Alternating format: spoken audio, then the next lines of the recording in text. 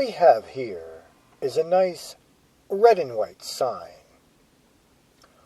What does it say?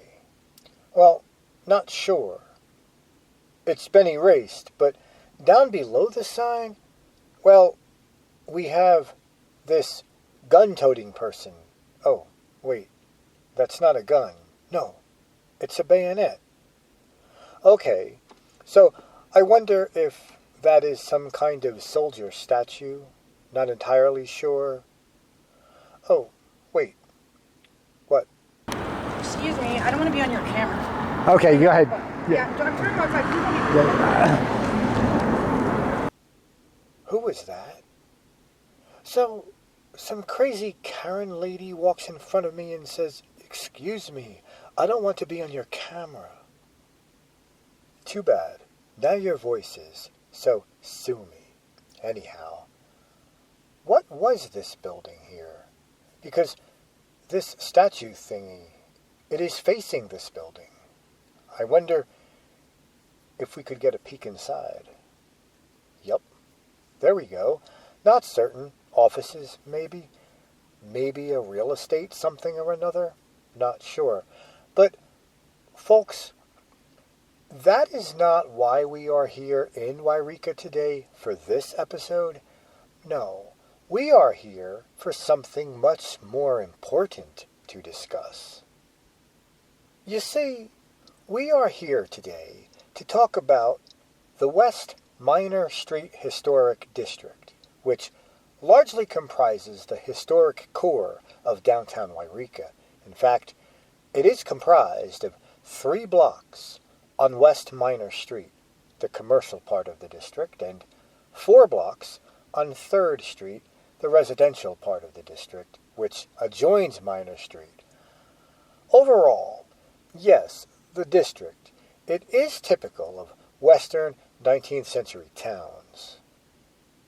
The particular common architectural characteristics of Minor Street are row buildings with common-bearing walls. Most tend to be brick structures, some of which feature an Italianate style and false fronts squared off above the roofline. The buildings date from 1854 to 1900, with one exception being this, the Masonic Hall, built in 1926. It is said to hold architecture that blends with the adjoining old Franco-American hotel building. Many of the buildings on the south side of Minor Street were partially destroyed by the fire of 1871. Many of them have since been rebuilt. You can read more about that fire right here. Moving now to 3rd Street. There, the particular common architectural characteristics are Victorian-style houses with varying amounts of gingerbread ornamentation. A number of them are centered around balloon frame construction. Also, there exists here good examples of rural Gothic cottages. Did you know that 3rd Street has more old houses than any other street in Yreka? Yes, as most were built in the 1890s. They have all kinds of patterned shingles, barge boards, stickwork, turned posts, brackets, leaded glass windows, and more. Sorry, I did not stop at each house and see if I could point out all those specific features. Reportedly, though, all of those features can be found here. Here, on Minor Street, there do exist some alterations that have taken place. Reportedly, there is said to have existed a number of elliptical arches on brick piers. Most have been altered by replacing the piers with beams that help to hold plate glass windows on the lower floors. The front balconies and awnings have been removed in most cases. On some structures, second stories have been added. Here, on 3rd Street, a few alterations have taken place. Only a few alterations have been made to the exteriors, with one exception. Reportedly, all ornamental fences have been removed. Furthermore, bright-colored paint is said to have been used on some houses. So, not sure, as I saw quite a few white houses with, I guess, what could be called bright paint in certain areas, such as around the windows. Regardless, though, local history elements are tied together on these two streets by the fact that most 3rd Street residents had their offices or business establishments here on Minor Street. 3rd Street adjoins Minor in the middle of its second block, so the streets do have a close proximity. Two very prominent residents with homes on 3rd and offices on Minor were Judge A. M. Rossborough and Robert Nixon, Jr.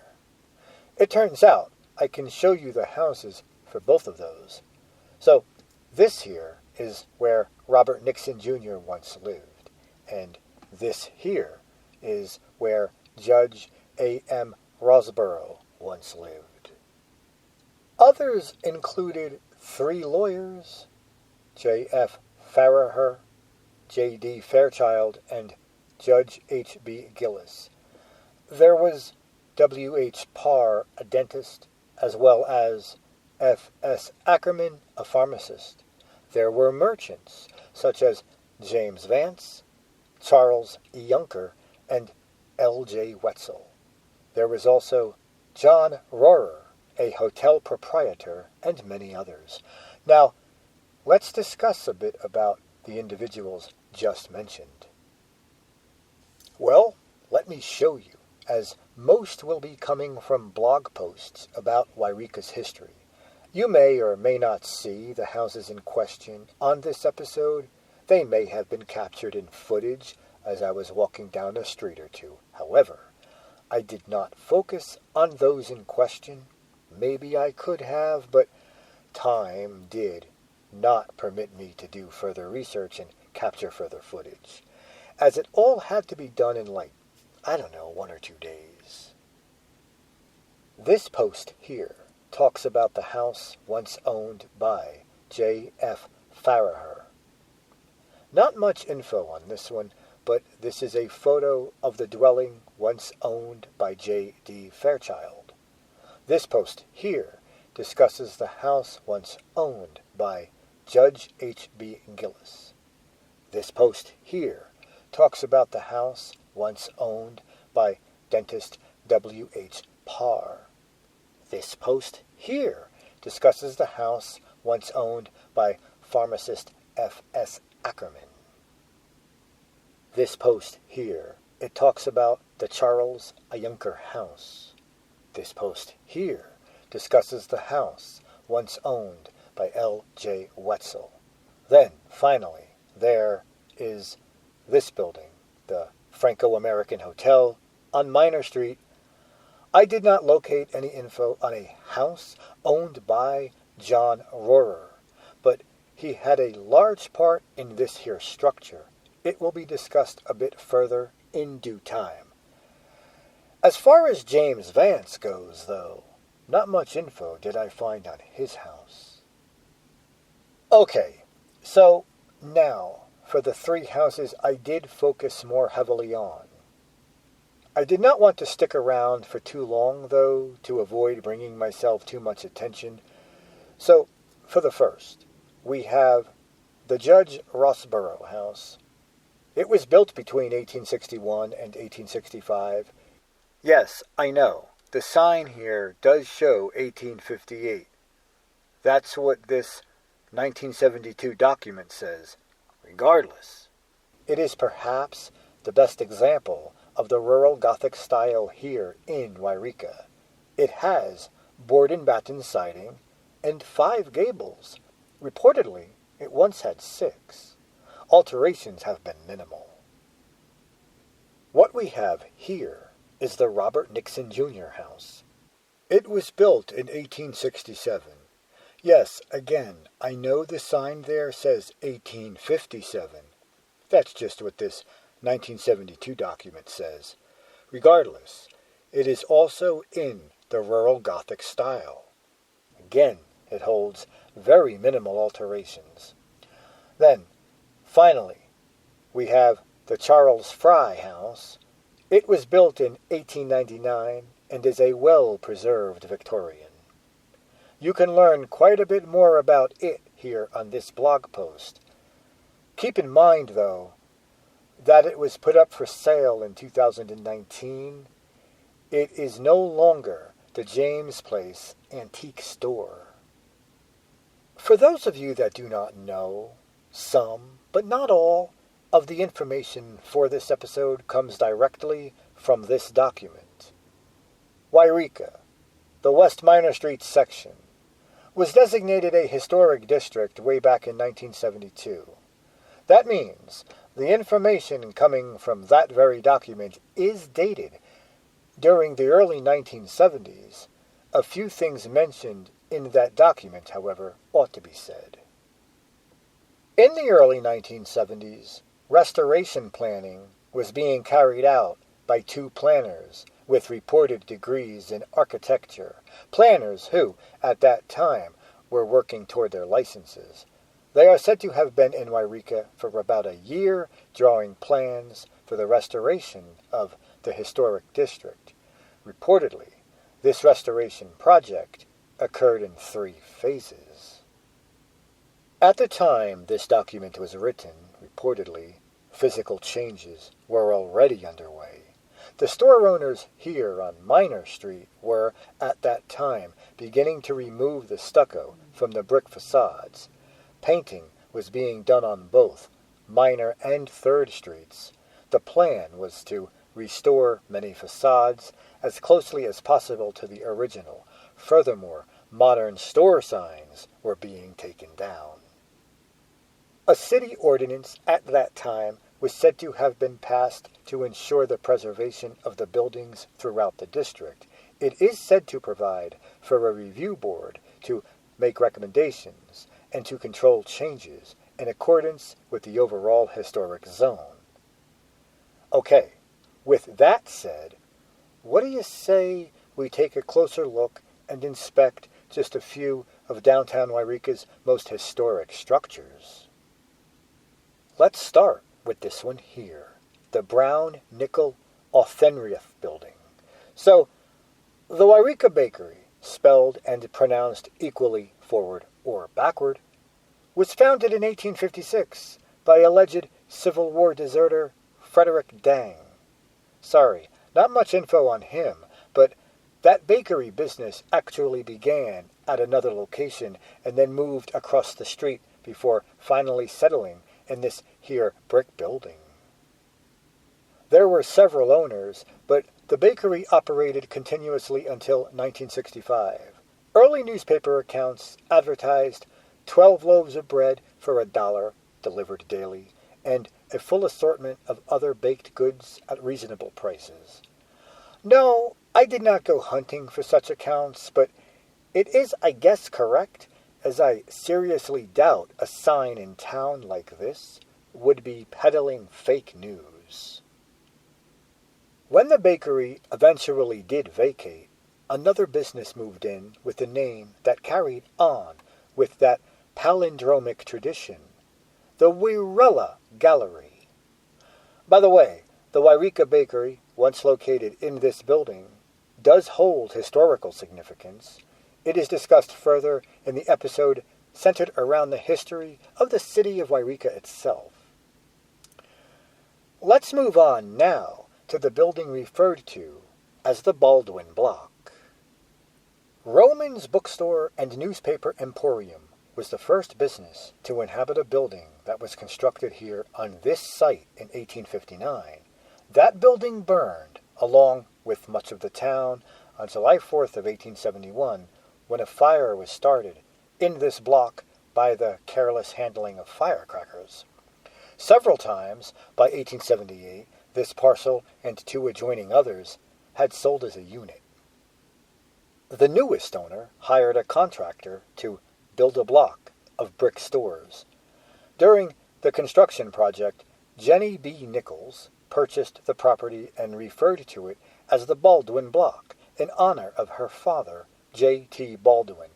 The businesses that have occupied the site have been as varied as the citizens of Yreka and have served the community for over 130 years. When the Baldwin Block was completed in 1882 by Jenny B. Nichols, it was immediately sold and rented to a number of dissimilar businesses, including a dry goods store, a beer hall, and a restaurant.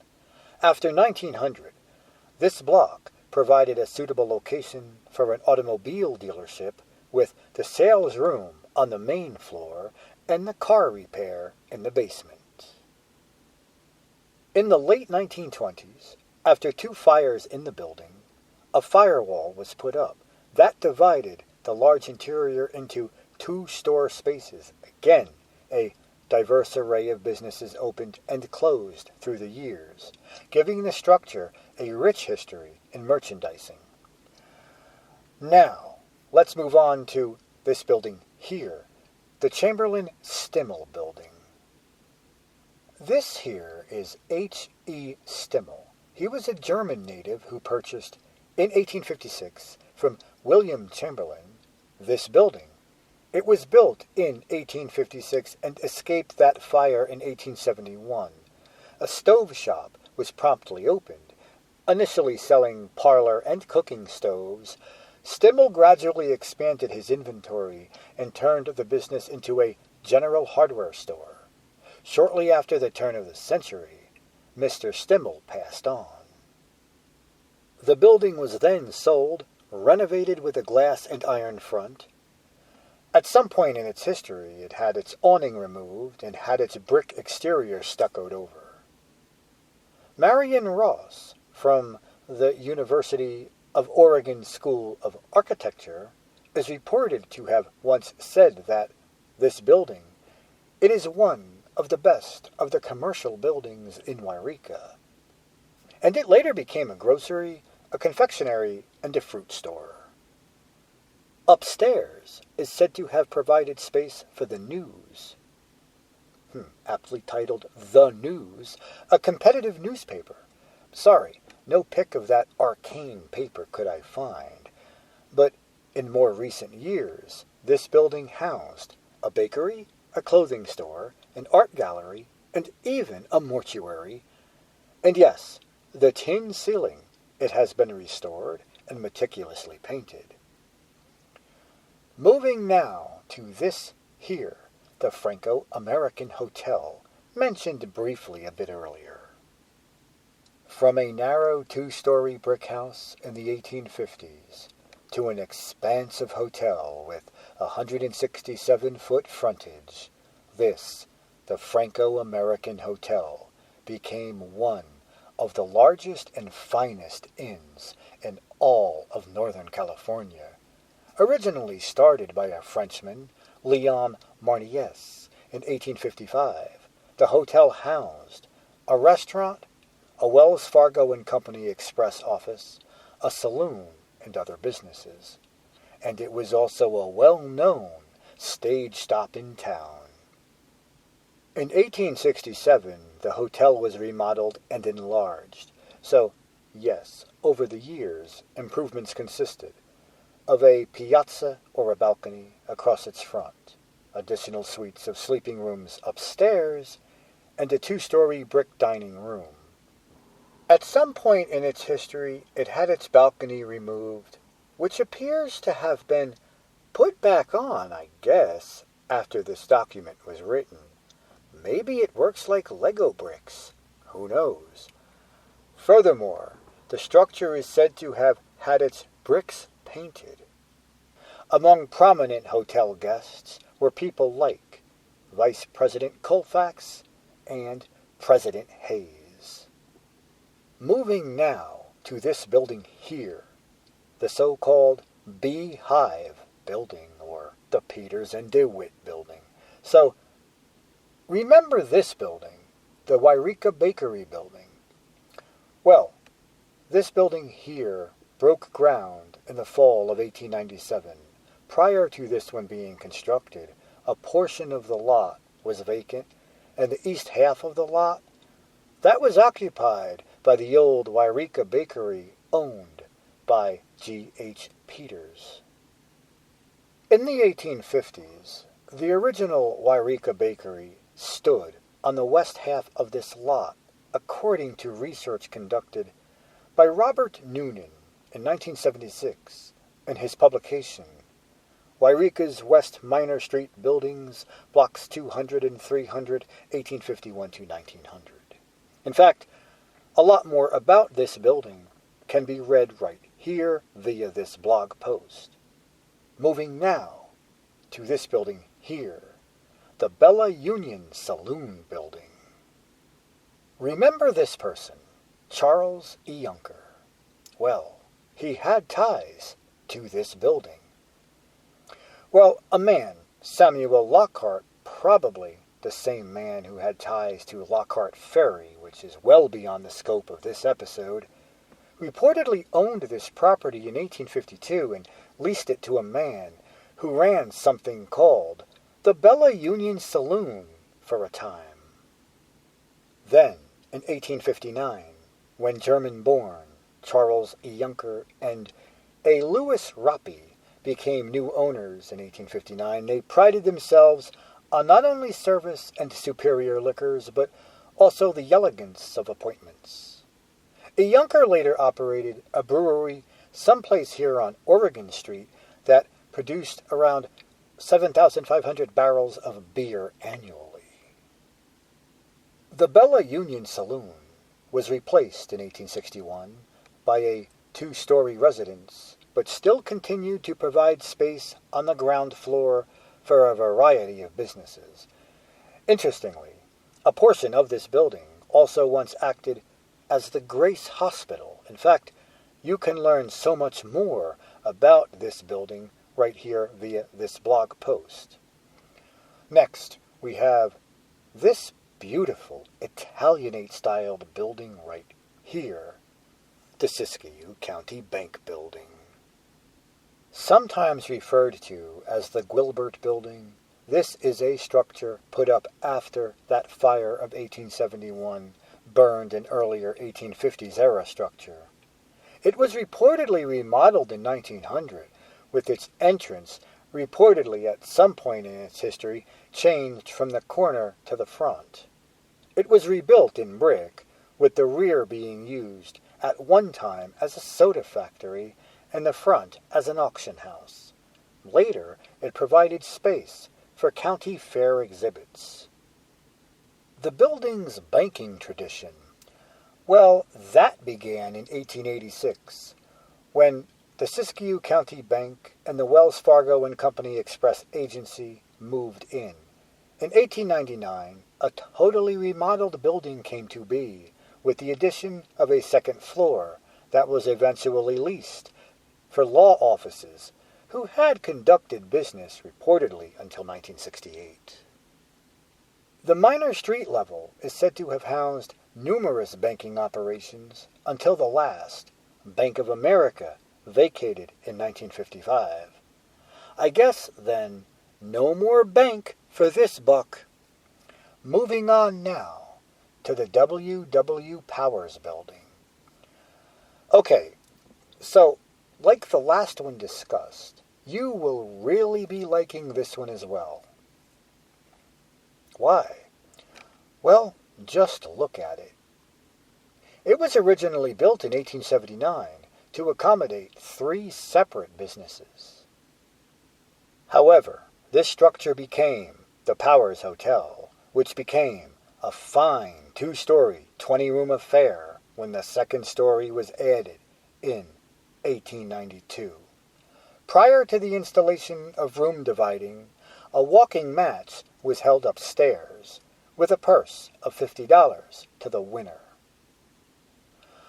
Oh, yes, that was no doubt a publicity stunt to acquaint people with Mr. Powers' new venture.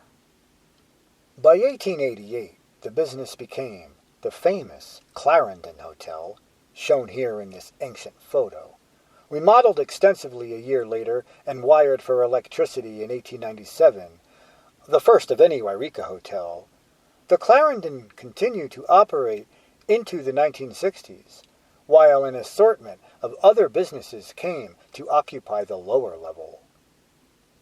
Now, I think we have time for a couple of more buildings. This here is actress Lotta Crabtree. Reportedly, she sang as a child near this point for the miners in Yreka. The miners threw gold nuggets on the stage as they enjoyed her performances. This occurred at where this sign once stood, denoting the location of the Arcade Saloon. And this location is also where the Benicia boy, John C. Heenan, started his fighting career. The Arcade Saloon building, it was completely destroyed by that Great Fire of 1871. However, it was, in 1880, rebuilt by Hugo Miller, who is said to have operated a hardware store in his new building. The second story was expressly designed by Miller to be used as a lodge hall by the Red Men of the World, a fraternal organization. I think we have time for one more historic district building before moving to our final entry. What we have here is the so-called Colton's Block. So, David D. Colton arrived here in Yreka in 1851, mined for a time, and established the Mountain News Herald. Now, I don't know what it is with historic Yreka newspapers. They seem very difficult to locate online, leading me to believe they may not have been digitized. Regardless, Colton, at age 21, became the second sheriff of Siskiyou County. Colton's original hewed log house of 1853 that once stood on this site was replaced that same year by the brick structure you see here, the D.D. Colton Building. Although considered altered across its front end, it still does stand today, having survived that 1871 fire. E. Laurer and A. Wetzel were subsequent owners who operated clothing and general merchandise stores at different times. While under the ownership of Lauer, the second floor was occupied by the Union Printing Company, the new name for Colton's newspaper. Yep, I cannot seem to locate online a pic of that one either. Folks, I hate to say it, but we are out of time. Other buildings do exist that could be talked about, but time's up. So, for the very last entry, the final entry, let's move away from the historic district to here, the area that once housed the Moonlit Oaks Dance Pavilion. For this one, I will just let you read the sign. No, it is not near the historic district, maybe a couple of miles or so away. Regardless, this is where I am going to be putting the historic district of the little city of Yreka to rest. Folks, yes, that time, it has once again come, that time to move on.